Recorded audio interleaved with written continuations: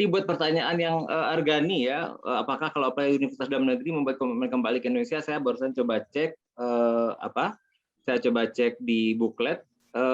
Komitmen itu ada tambahannya ya, komitmen dan rencana pasca tadi ya. Jadi kalau kita baca dari situ, sepertinya teman-teman yang apply beasiswa dalam negeri perlu membuat komitmen pasca studinya di Indonesia seperti apa. Jadi kontribusi apa yang akan bisa diberikan setelah teman-teman menyelesaikan S2 dan S3-nya. Gitu kira-kira. Dan juga sudah hadir pembicara ketiga kita, narasumber ketiga kita ada Ibu Profesor Dian Masita Telaga. Selamat datang. Assalamualaikum warahmatullahi Waalaikumsalam wabarakatuh. warahmatullahi wabarakatuh. Ya. Mungkin kita sebelum lanjut ke sesi ketiga, kita ada satu penanya lagi. Apakah ada?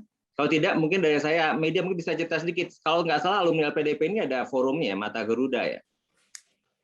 Oh iya, Mbak, ada Mata Garuda. Nah, sejauh ini kontribusi apa yang diberikan oleh Mata Garuda bagi Indonesia yang media lihat gitu? Mungkin sedikit saja. Iya, Mata Garuda ya tempat berkumpulnya teman-teman lulusan LPDP ya yang pulang kembali ke Indonesia.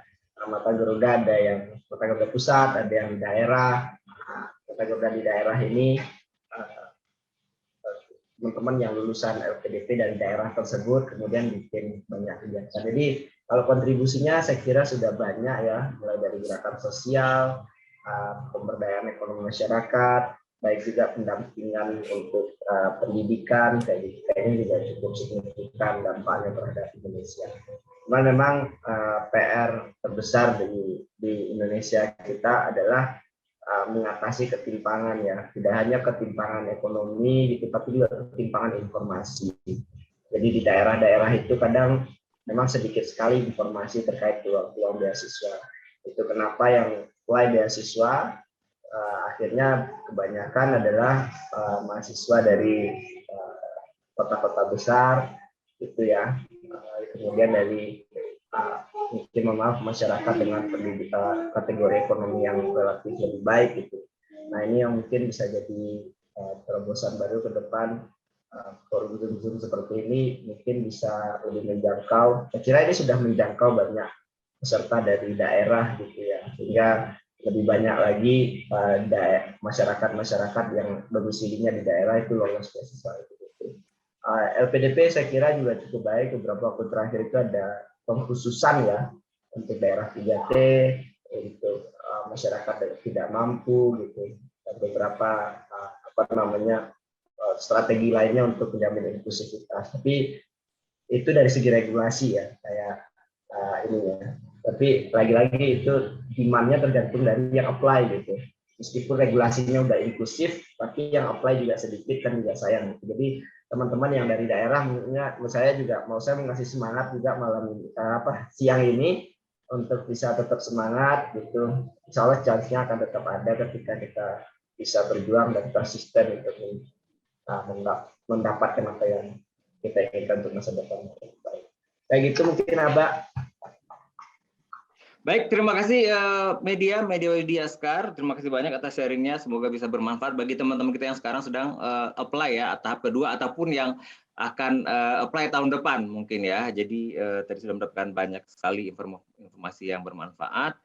Dan masih ada pertanyaan satu lagi, cuman saya rasa pertanyaan itu mungkin dari Ali Idrus ya, kalau daerahnya belum tercatat sebagai daerah afirmasi. Nah, hal seperti ini kebijakan mungkin Alia, saya rasa LPDP mempunyai help desk, bisa dibantu tanya ke help desk-nya LPDP, saya rasa ya. Dan mungkin closing statement-nya media buat teman-teman yang akan berjuang nih, baik itu buat LPDP atau mungkin beasiswa lain juga, silakan closing statement-nya.